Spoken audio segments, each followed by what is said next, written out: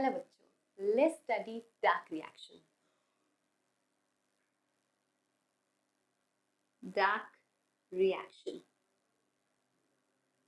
So we know that photosynthesis का दो important part है, light reaction and dark reaction. The site of light reaction was thylakoid and जो dark reaction उसका site है stroma of the chloroplast. Okay, so dark reaction is also referred as biosynthetic phase because here the formation of sugar, that is glucose, occur. So dark reaction is also regarded as biosynthetic phase. Dark reaction को हम और क्या बोलते हैं बच्चों? Dark reaction also regarded as biosynthetic phase. किस खुशी में? बिकॉज यहाँ पे आपका शुगर का सिंथेसिस होगा. जो आप फोटोसिंथेसिस रिएक्शन में CO2 plus water forms glucose, वो जो ग्लूकोज बनता है वो अभी बनेगा, इसलिए हम डार्क रिएक्शन को फोटोसिंथेटिक फेज भी कहते हैं. ओके, सो डार्क रिएक्शन का मतलब क्या है? क्यों इसे हमने ऐसा नाम दिया? मीनिंग क्या है इसका डार्क रिएक्शन का? It means that not require direct light. ठीक है, मीनिंग है डार्क रिएक्शन का नॉट रिक्वायर डायरेक्ट लाइट. इसे डायरेक्ट लाइट नहीं चाहिए होती, but it require by product of light reaction. But it require by product of light reaction. इसको light reaction का बाई प्रोडक्ट तो चाहिए होता है. ठीक है, आपका लाइट रिएक्शन का बाई प्रोडक्ट क्या है? ऑक्सीजन, ATP और NADPH, राइट? इसको ATP और NADPH चाहिए. डार्क रिएक्शन को ATP और NADPH चाहिए होता है. ओके, सो एक्चुअली इसको लेकर एक मिसनोमर है ना, कंफ्यूजन है. इसका नाम गलत तरीके से एक्चुअली रखा गया है. मिसनोमर क्या है बता देती हूँ मैं. Wrong name. तो लोग क्या इंटरप्रेट करते हैं कि डार्क रिएक्शन मतलब ये रात को होता है. नहीं, ये रॉन्ग इंटरप्रेटेशन है. Not occur in night. Dark reaction doesn't मतलब डार्क रिएक्शन मतलब ये नहीं कि नाइट में होता है, तो ये मिसनोमर है.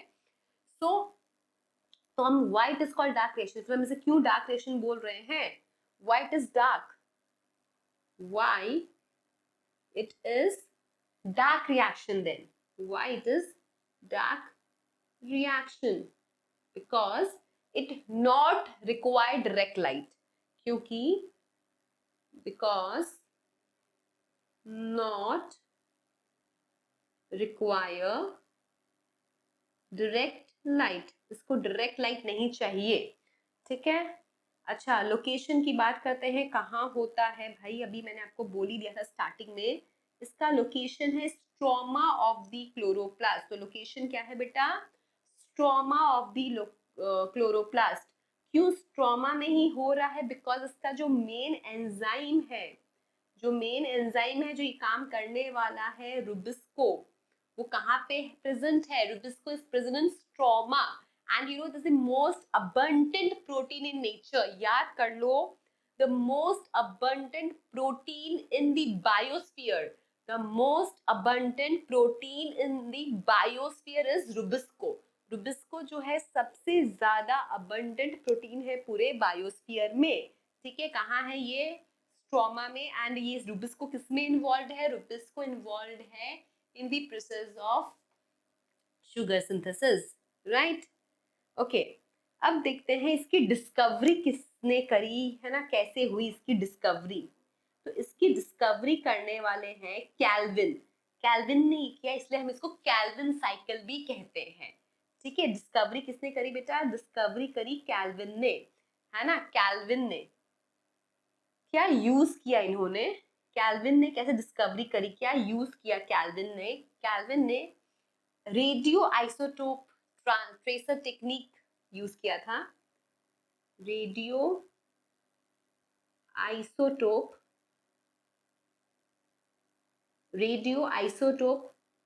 Tracer technique. He used radio isotope tracer technique. दूसरा किस पे काम किया था? Basically he was working on the photosynthesis that take place in algae. मतलब एल्गी पे काम कर रहे थे कि एल्गी में किस तरह से फोटोसिंथेसिस होता है. तो basically he worked on algal photosynthesis. He worked on algal photosynthesis. ठीक है, algal photosynthesis, right? क्या एक्सपेरिमेंट किया इन्होंने, लेट्स सी.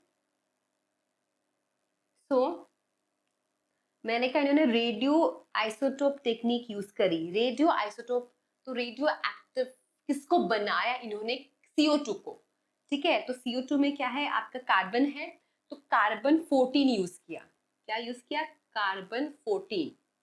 कार्बन CO2 में जो कार्बन होगा दैट्स कार्बन 14, और ये वाला इन्होंने किस में डाला, ऑफ कोर्स एल्गी में डाला.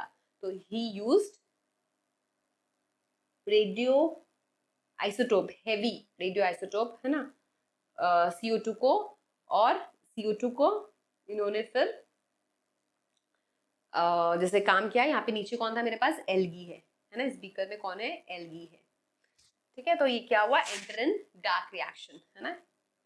क्या हो गया, ये एंटर हो गई चीजें इन dark reaction, enter in dark reaction. ठीक है, 2 मिनट बाद क्या हुआ, 2 मिनट तक ऑब्जर्व किया, और उसके बाद क्या हुआ,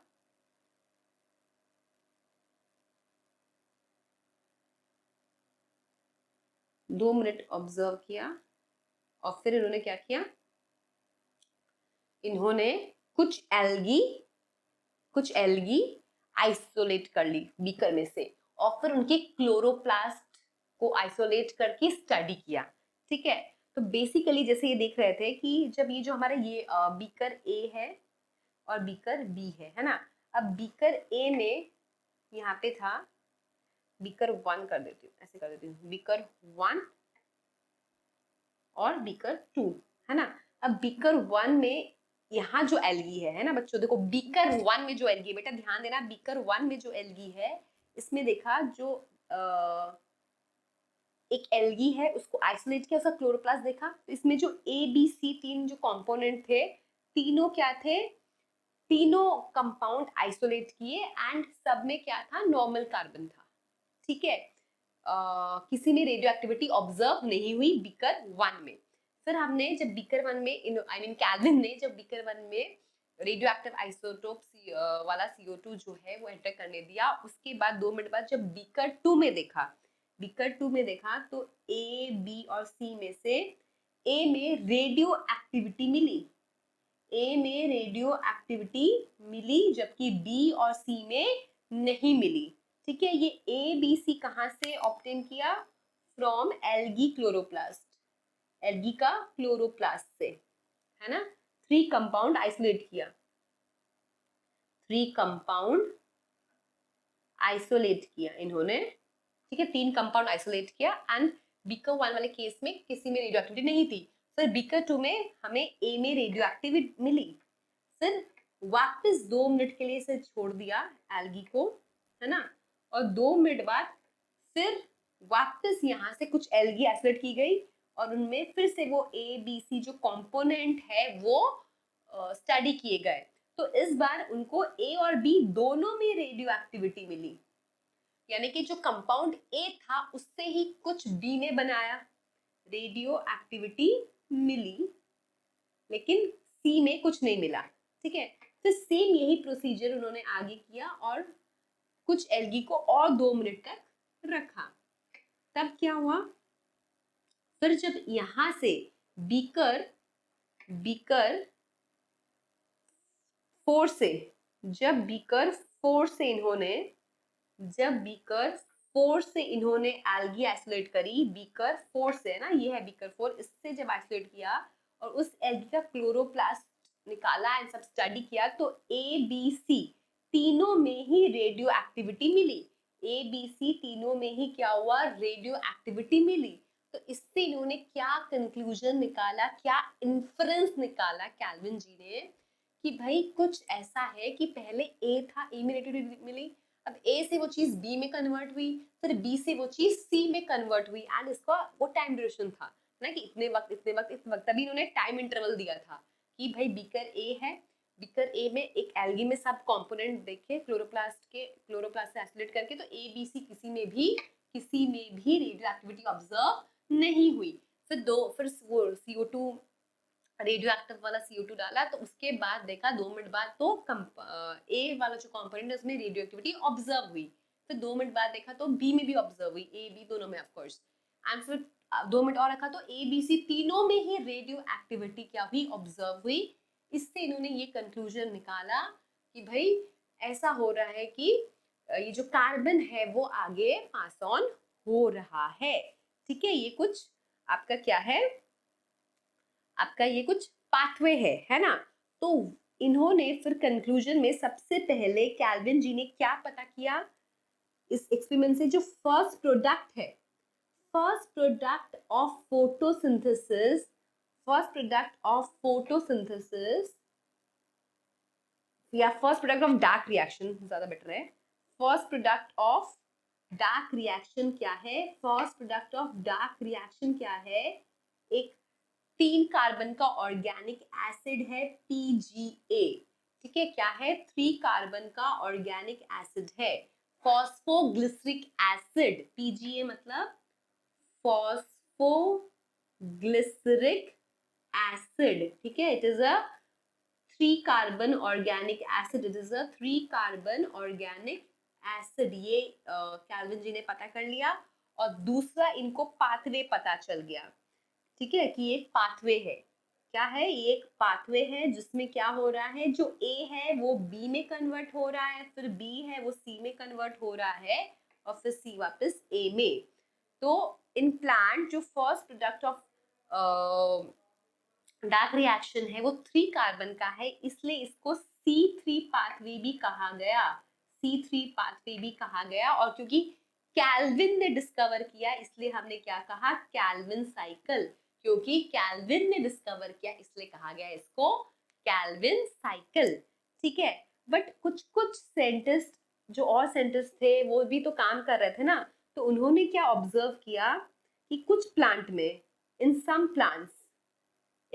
प्लांट्स क्या हुआ, फर्स्ट प्रोडक्ट जो था, किसी किसी प्लांट में जो फर्स्ट प्रोडक्ट था वो 3 कार्बन PGA नहीं था, बल्कि कोई 4 कार्बन का कंपाउंड था। ठीक है, वो क्या था, OAA, oxalo acetic acid.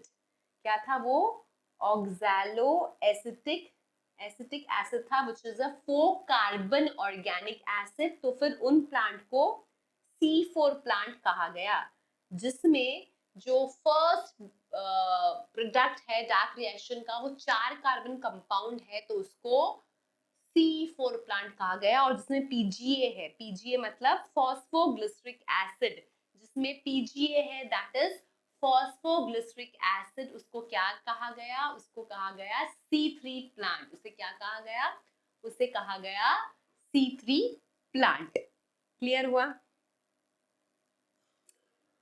So primary acceptor की खोज जारी रही। अभी देखो इतना पता चल गया, फिर अभी CO2 एक्सेप्ट कौन करता है, हमें ये पता चला कि जो फर्स्ट बाई प्रोडक्ट है C3 में वो PGA है, that is phosphoglyceric acid. First जो बाई प्रोडक्ट है वो PGA है, that is phosphoglyceric acid. But हमें पता क्या नहीं चल रहा, हमें पता यही नहीं चल रहा कि CO2 को एक्सेप्ट कौन कर रहा है, प्राइमरी एक्सेप्टर कौन है, प्राइमरी एक्सेप्टर कौन है, हमें ये पता नहीं चल रहा, राइट। प्राइमरी एक्सेप्टर कौन है हमें ये पता नहीं चल रहा, प्राइमरी एक्सेप्टर कौन है ये हमें नहीं पता चल रहा। सो बहुत सालों तक, many years, scientists try to find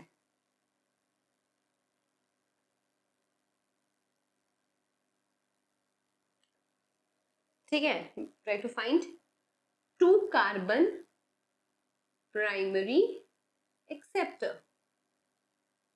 ठीक है, देखो CO2 है, कोई है जो CO2 को एक्सेप्ट करेगा और क्या बनेगा, PGA बनेगा, फॉस्फोग्लिसरिक एसिड बनेगा, ये 3 कार्बन का है। तो दिमाग में ये आ रहा ना भाई, कोई 3 कार्बन का सामान बन रहा है, तो एक कार्बन तो CO2 का हुआ, एक कार्बन तो CO2 का हुआ, तो ये जिसको हम सर्च करें वो 2 कार्बन वाला ही होगा। तो 2 कार्बन, एक कार्बन बन गया 3 कार्बन का सामान। ठीक है, समझो बात को, मैं बोल रही हूँ जो PGA है, फॉस्फोग्लिसरिक एसिड, जो PGA है phosphoglyceric acid, that is a 3 carbon compound. जो PGA है आपका, जो कैल्विन जी ने डिस्कवर किया, PGA that is a 3rd carbon compound, right. तो PGA जो है वो 3 कार्बन का समान है ना। अब उसको वो बेसिकली कैसे बन रहा है, CO2 और किसी प्राइमरी एक्सेप्टर से मिलके बन रहा है। अब जो CO2 है वो 1 कार्बन का है, राइट। तो जो एक्सेप्टर होगा वो 2 कार्बन का होगा, है ना। बट हम लोग गलत थे, है ना। बहुत साल तक साइंटिस्ट लोग 2 कार्बन के प्राइमरी एक्सेप्टर को ढूंढ रहे थे। But in reality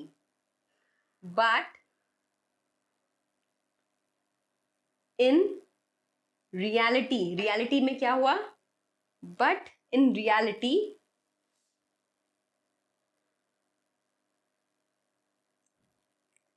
many years the scientists try to find 2 carbon primary acceptor, but in reality it was 5 carbon compound, ठीक है। तो एक्सपेक्टेड था 2 कार्बन, बट रियलिटी में क्या निकला, ये 5 कार्बन। तो कौन है 5 कार्बन का समान, ये है RUBP। RUBP मतलब राइबुलोज 1,5 बिस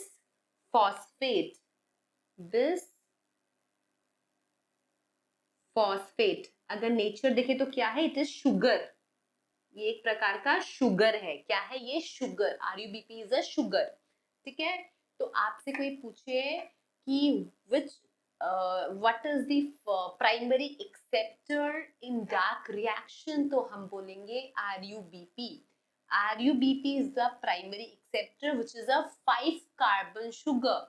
RUBP is ribulose 1,5 bisphosphate. RUBP is ribulose 1,5 bisphosphate, ठीक है। क्या है RUBP, ribulose 1,5 bisphosphate, and RUBP is the primary acceptor of CO2 and दोनों मिलके क्या बनाते हैं, PGA, 3PGA, है ना, 3 carbon compound PGA, phosphoglyceric acid. तो होता क्या है, जिसको हम ढूंढ रहे थे वो कौन निकला, RUBP 5 कार्बन का। RUBP 5 कार्बन प्लस CO2, कितना कार्बन है CO2 में भाई, 1 कार्बन। क्या बना, phosphoglyceric acid, which is the first product of dark reaction in C3 plant, क्योंकि C4 में जो फर्स्ट प्रोडक्ट है वो OAA है, ऑक्सैलो एसिटिक एसिड। तो PGA बना which is a 3 कार्बन। भाई दिक्कत हो गई, क्योंकि 6 कार्बन है ना, यानी कि PGA के आपको सिंपल है यार, 2 मॉलिक्यूल मिलेंगे, PGA के 2 मॉलिक्यूल होंगे, है ना। तो RUBP क्या है आपका, primary acceptor. RUBP is the primary acceptor of CO2। RUBP क्या है, primary acceptor of CO2। And PGA that is phosphoglyceric acid क्या है, first product of C3 cycle या Calvin cycle, first product of Calvin cycle, ठीक है। PGA क्या है, first product of Calvin cycle. PGA क्या है, first product of Calvin cycle. याद हो गया। RUBP का फुल फॉर्म क्या है, राइबुलोज 1,5 बिसफॉस्फेट। नेचर क्या है, RUBP कौन है भाई, इट इज अ शुगर। क्या है वो, शुगर है, ठीक है। इतना क्लियर हुआ। चलिए अब देखते हैं हम कैल्विन साइकिल प्रॉपरली फिर से। Calvin cycle, I hope you enjoying. Okay चलो, C3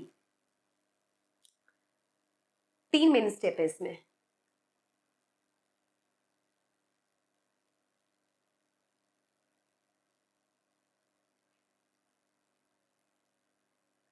ओके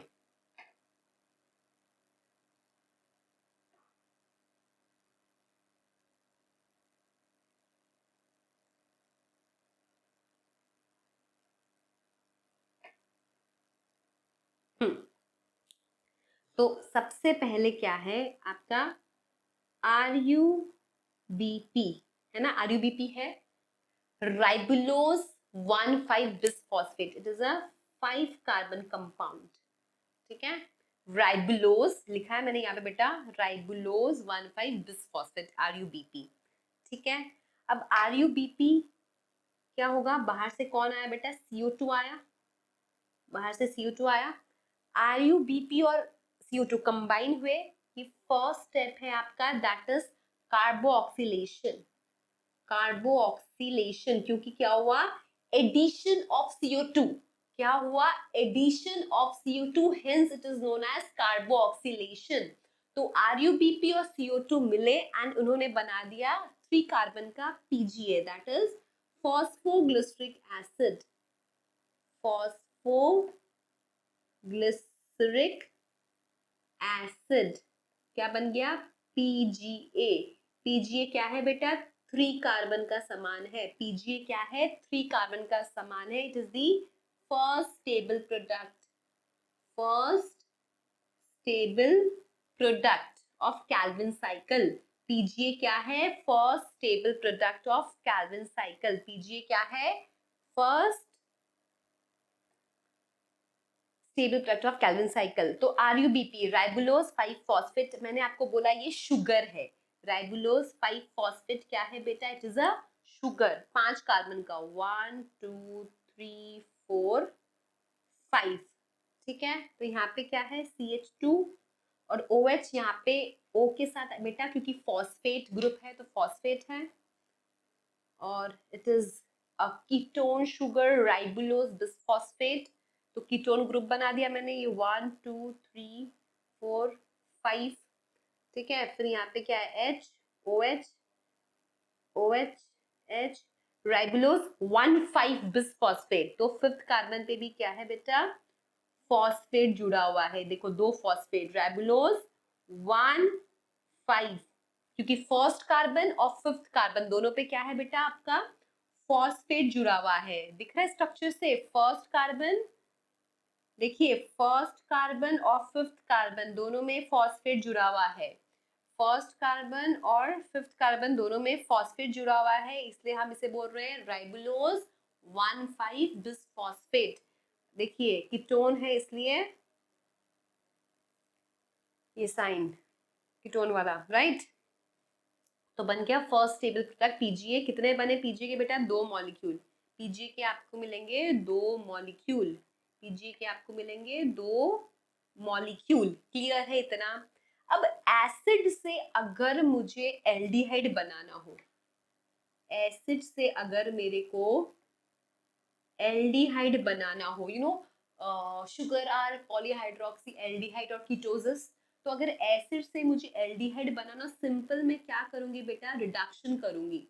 अगर मेरे को एसिड से अल्कोहल बनाया तो मैं रिडक्शन करूंगी, मेरा फर्स्ट स्टेप क्या था, कार्बोक्सिलेशन, ना मेरा दूसरा स्टेप जो है, मेरा दूसरा स्टेप जो है वो है रिडक्शन, दूसरा स्टेप जो है रिडक्शन, इसमें क्या होगा, PGA से क्या बन जाएगा, ट्रायोज फॉस्फेट, PGA से बन जाएगा ट्रायोज फॉस्फेट, ट्रायोज फॉस्फेट भी क्या है आपका, PGAL बोलते हैं इसको, PGAL, it is also a sugar and इसके भी आपको 2 मॉलिक्यूल ही मिलेंगे, इसके भी आपको बेटा 2 मॉलिक्यूल ही मिलेंगे, राइट।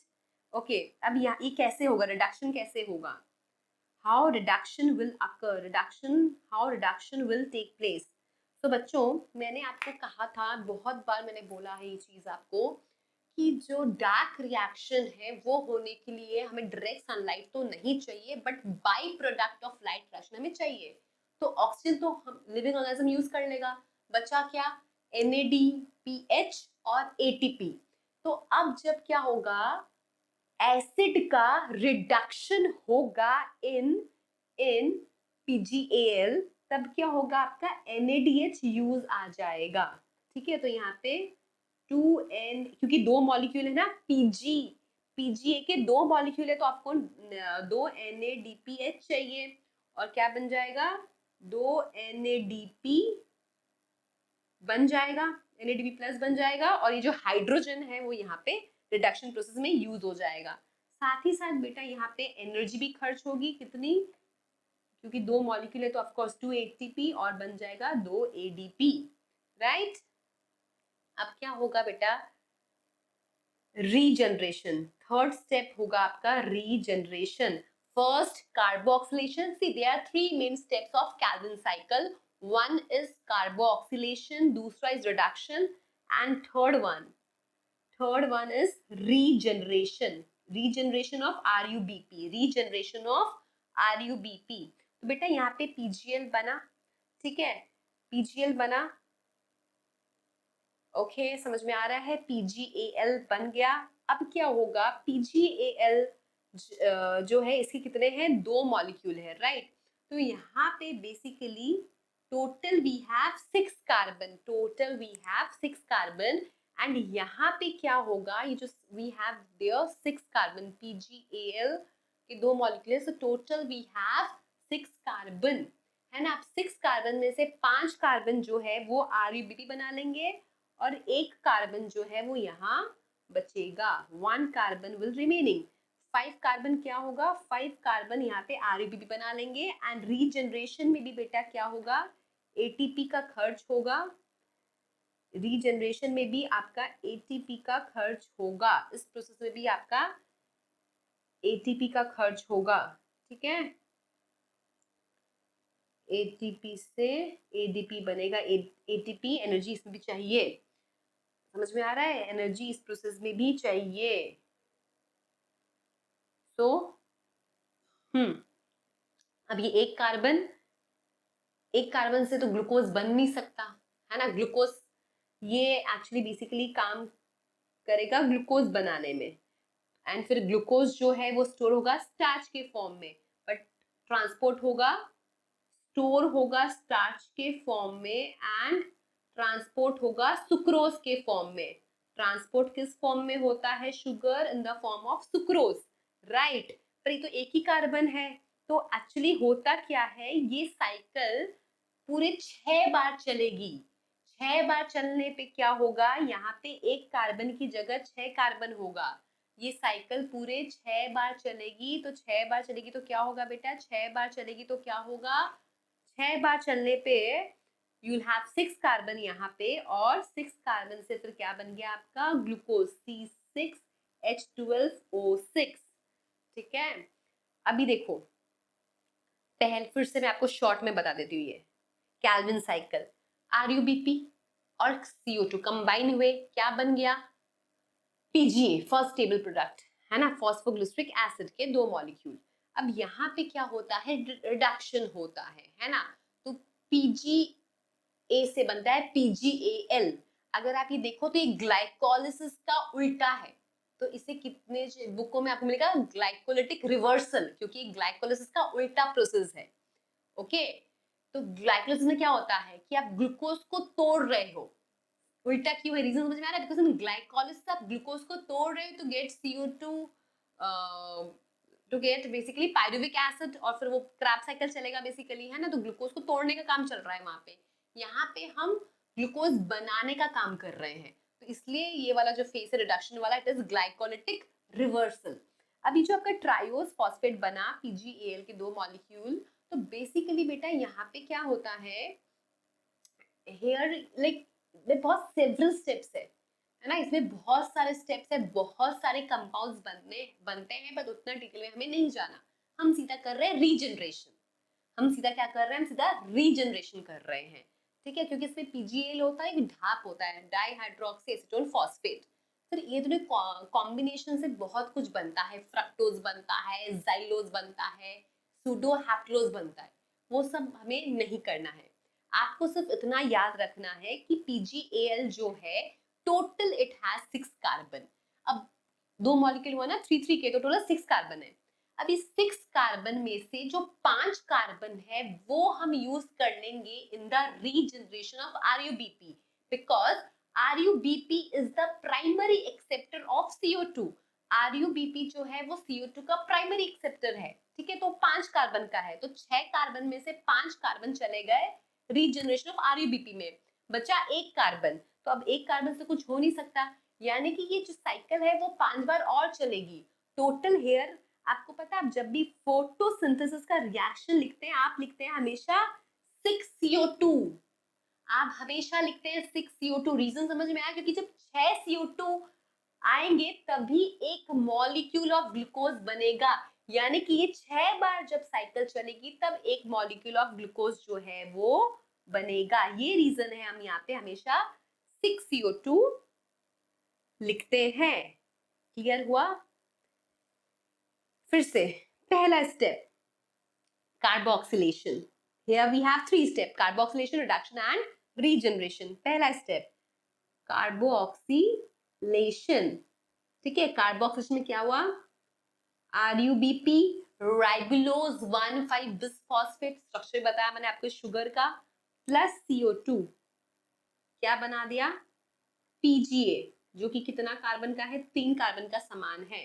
कितने मॉलिक्यूल इसके? 2 मॉलिक्यूल। फिर दूसरा स्टेप रिडक्शन, दूसरा स्टेप है मेरे पास रिडक्शन। रिडक्शन में क्या हुआ?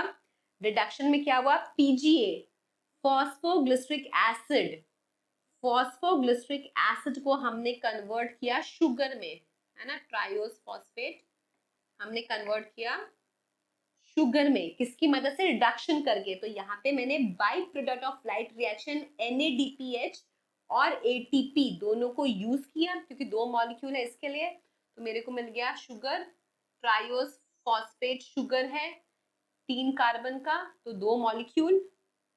और लास्ट स्टेप है मेरा रीजनरेशन, लास्ट स्टेप है मेरा रीजनरेशन।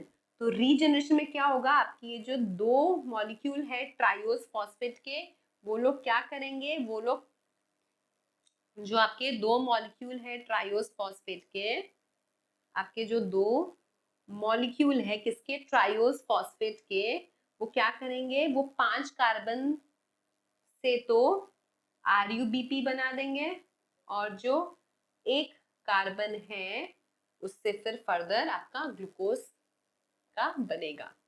क्लियर हुआ? चलो अब इसमें जो ATP की बात आती है, कितनी ATP लगेगी डार्क रिएक्शन में, वो करते हैं। C 1 CO2 फिक्स पर केल्विन साइकिल 1 टन। तो अगर हम एक CO2 का देखें तो कितना ATP चाहिए हमें? एक CO2 की बात हो रही है तो आप देखिए यहाँ पे 2 ATP और यहाँ पे 1 ATP, मतलब 3 ATP। यू नीड 3 ATP, ठीक है। प्लस NADPH कितना चाहिए? इधर ही हो रहा है रिडक्शन में, 2 NADPH। यू नीड 2 NADPH, आपको 2 NADPH चाहिए एक CO2 के लिए, इतना हमें स्पेंड करना पड़ता है, ठीक है। अब अगर मैं कॉम्बिनेशन देखूं, number of ATP for 6 CO2, अगर 6 CO2 देखूं तो मेरे को क्या करना पड़ेगा? मतलब एक ग्लूकोज बनाने के लिए, है ना, एक ग्लूकोज बनाने के लिए कितना चाहिए मेरे को? टोटल 6 टर्न्स लगेंगे, 6 टर्न्स लगेंगे, तो क्या होगा? 3 मल्टीप्लाई बाय 6 ATP, तो टोटल 18 ATP, और 2 multiply by 6 NADPH, nicotinamide adenine dinucleotide phosphate, 12 NADPH चाहिए। समझ में आया? ये है पूरा आपका ऑल 3 स्टेप्स का एज अ होल। अगर आपको ऐसा आ गया कि इन द रिडक्शन स्टेप कितना ATP चाहिए, अगर आपको ऐसा आ गया क्वेश्चन कि in reduction step how many ATP is required in Calvin cycle, तब आप क्या करेंगे? तो एक ग्लूकोज बनने के लिए, ऑफ कोर्स एक ग्लूकोज बनने के लिए, है ना, एक ग्लूकोज की बात कर रही हूँ, मैं एक कार्बन की बात नहीं कर रही। एक ग्लूकोज बनने के लिए क्या चाहिए in reduction step? Reduction step में कितना 2 एटीपी चाहिए होता है, तो 2 × 6 इक्वल्स टू 12 एटीपी। सिर्फ रिडक्शन स्टेप की बात कर रही हूँ बेटा मैं। रिडक्शन स्टेप में कितना एटीपी चाहिए होगा? 2 एटीपी। तो अगर 6 बार चलेगा तो 2 × 6, तो total you will have 12 ATP just for reduction step, है ना, 6 साइकिल। क्लियर हुआ? ओके अब बेटा मैंने कहा आपको कि ये जो स्टेप है it is enzyme based step जो स्ट्रोमा में होता है। एंड रुबिस्को की बात भी कही थी हमने कि स्ट्रोमा में क्यों हो रहा है, क्योंकि रुबिस्को एंजाइम है। तो रुबिस्को एंजाइम के बारे में तुमने बात ही नहीं करी। करें बात about Rubisco,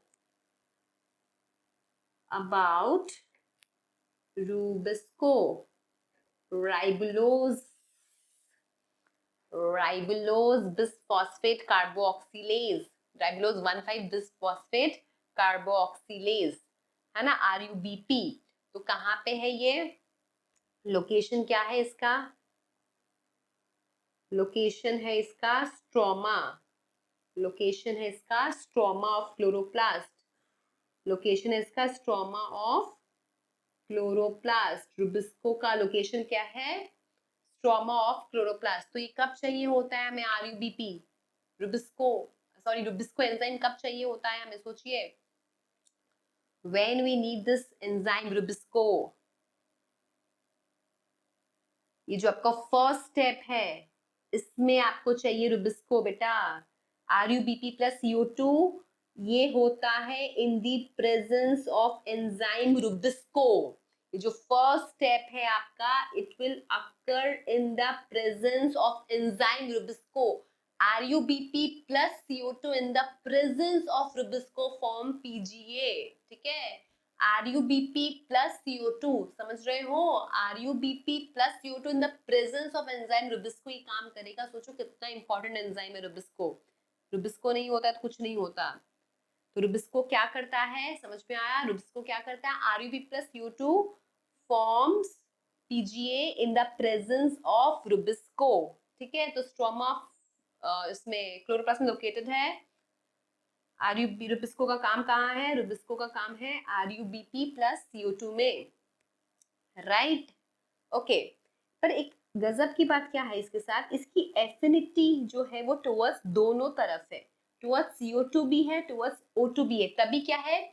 ribulose 1,5 bisphosphate carboxylase oxygenase. अगर आरयूबीपी बाइंड करता है CO2 के साथ, तब हम बोलते हैं ये एक्टिविटी है कार्बोक्सिलेज की, जो मैंने अभी आपको सिखाया है। अब अगर आरयूबीपी बाइंड करता है O2 के साथ, तो ये एक्टिविटी है ऑक्सीजनेज, तब ये एक्टिविटी है ऑक्सीजनेज वाली। अब इसका मतलब रुबिस्को एक ऐसा एंजाइम है which has affinity for both CO2 and O2। But सवाल होता है किसके साथ ज्यादा है? दोनों के साथ बाइंड करता है, ओके हमें समझ में आ गया, बट ज्यादा किसके साथ है? ज्यादा इसकी एफिनिटी है CO2 के साथ, है ना? तो Rubisco can bind with both. Rubisco can bind with both CO2 and O2 but has more affinity for CO2। और अच्छी बात है ना? It has more affinity for CO2, it has more affinity for CO2। अब कैसे bind होता है देखिए, समझिए, आपका एंजाइम है, ठीक है, दिस इज द एंजाइम। कौन सी एंजाइम है ये? This is Rubisco enzyme. कौन सी एंजाइम है बेटा? ये रुबिस्को है, ठीक है, this is Rubisco enzyme. And ये इसकी 2 साइट है। अब एक साइड पे कौन आएगा? एक साइड पे आ गया आपका आरयूबीपी। एक साइड पे कौन आके बाइंड हो गया? राइबुलोज बिसफॉस्फेट 1,5 बिसफॉस्फेट आके बाइंड हो गया, ठीक है। अब जो दूसरी साइड है बेटा, दूसरी साइड पे आपका CO2 भी आ सकता है और O2 भी आ सकता है, ठीक है। तो basically it has 2 type of active site. Rubisco has 2 type of active site. Most abundant protein तो है ही है ना, इसके लिए इसके थोड़े नाटक है। Most abundant protein. Rubisco is the most abundant protein, right? तो Rubisco has two type of sites. इसके दो टाइप के साइट है. कौन सा? एक तो ऑक्सीजिनेज और एक है कार्बोऑक्सीलेज. ऑक्सीजिनेज मतलब जब आरयूबीपी बाइंड करेगा विथ O2 एंड कार्बोऑक्सीलेज मतलब जब आरयूबीपी बाइंड करेगा विथ CO2. ठीक है, जब आरयूबीपी बाइंड करेगा विथ CO2. अगर O2 के साथ कर रहा है तो ऑक्सीजिनेज और अगर CO2 के साथ कर रहा है तो कार्बोऑक्सीलेज. ठीक है, अगर O2 के साथ कर रहा है, if it is binding with O2 तो ऑक्सीजिनेज और अगर CO2 के साथ कर रहा है तो इट इज कार्बोऑक्सीलेज. अब कब क्या होता है ना? Suppose it is behaving like carboxylase. अगर ये बिहेव कर रहा है एज कार्बोऑक्सीलेज, कहने का मतलब है जब क्या हो रहा है, CO2 बाइंड कर रहा है विद द RUBP. समझो, जब CO2 बाइंड कर रहा है विद RUBP कार्बो, तब इट इज बिहेविंग लाइक कार्बोऑक्सीलेज. ठीक है, तो RUBP is ribulose 1,5 bisphosphate plus CO2. ठीक है, यहाँ पे इट इज बिहेविंग लाइक जो आपका रुबिस्को है, it is behaving like carboxylase. Rubisco का फुल फॉर्म अगर किसी ने नहीं लिखा है, किसी बच्चे ने, तो लिख लो राइबुलोज 1,5 बिसफॉस्फेट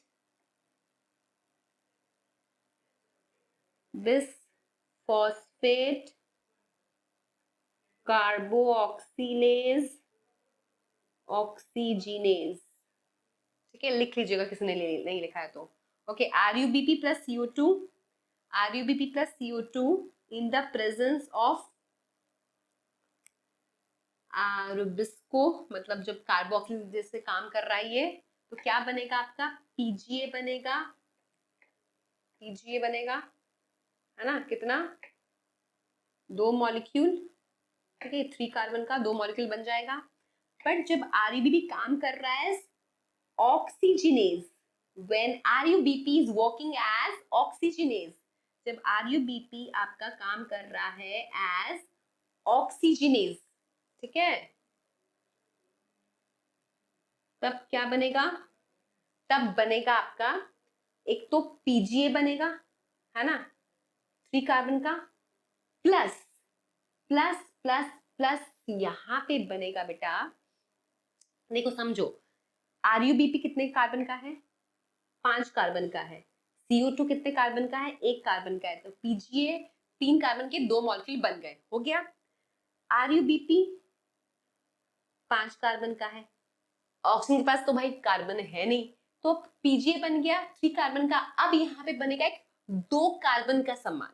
अब यहाँ पे बनेगा एक 2 कार्बन का समान जिसका नाम है फॉस्फोग्लाइकोलेट. फॉस्फोग्लाइकोलेट 2 कार्बन का है and this is wasteful product. Phosphoglycolate कोई काम का नहीं है. तो फॉस्फोग्लाइकोलेट जो है इज अ वेस्टफुल प्रोडक्ट. ये वेस्टफुल प्रोडक्ट है बच्चों. फॉस्फोग्लाइकोलेट जो है वो एक वेस्टफुल प्रोडक्ट है, कोई काम का नहीं है. फॉस्फोग्लाइकोलेट जो बनता है, मतलब व्हेन रुबिस्को एक्ट एज ऑक्सीजिनेज, है ना, रुबिस्को जब काम करता है एज ऑक्सीजिनेज अंडर सर्टेन कंडीशंस, है ना, अंडर सर्टेन कंडीशंस जब वो काम करता है ऑक्सीजिनेज, जो PGA वो तो ठीक है, बट ये जो बनता है फॉस्फोग्लाइकोलेट कोई काम का नहीं. It is a wasteful thing, it is a wasteful product. ये क्या है? ये एक वेस्टफुल प्रोडक्ट है. समझ में आया? अब एक बहुत अच्छी चीज ये हुई हमारे साथ कि जो रुबिस्को है ना, दैट इज राइबुलोज 1,5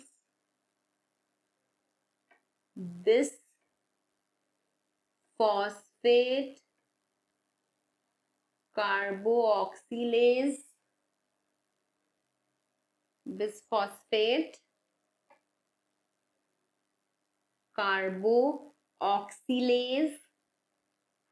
ऑक्सीजिनेज है ना, Rubisco the most abundant enzyme in biosphere, most abundant protein in biosphere, Rubisco. ठीक है, रुबिस्को प्रेफर CO2 और O2, किसको प्रेफर करता है? प्रेफर CO2 और O2। एफिनिटी मैंने आपको बताई, it has more affinity with CO2। अब बेटा अगर आप एक चीज एनालाइज करो तो एटमॉस्फेयर में बेटा क्या है, O2 कितना है? एटमॉस्फेयर में O2 है 21%, है ना, एटमॉस्फेयर में O2 है 21%, और CO2 की बात करो तो CO2 कितना है? 0.03%, है ना, CO2 कितना है? 0.03%। तो आप सोचिए अगर बाइंडिंग के लिए गैसेस का कॉन्सेंट्रेशन रिस्पॉन्सिबल होता तो फिर रुबिस्को कभी कार्बो ऑक्सीडेज की जैसे काम ही नहीं कर पाता, है या नहीं? So if binding occur only competitively, then Rubisco not able to act as carboxylase, तो कभी भी कार्बोक्सिलेज जैसे काम कर ही नहीं पाता, है ना। तो इसका मतलब क्या? दिस मीन्स काम यहाँ पे प्रेफरेंस के ऊपर हो रहा है। This means Rubisco prefers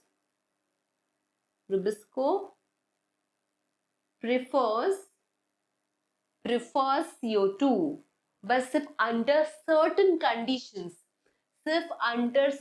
conditions, behave as oxygenase. सिर्फ कोई सर्टेन कंडीशंस के दौरान वो ऑक्सीजनेज के जैसे बिहेव करता है।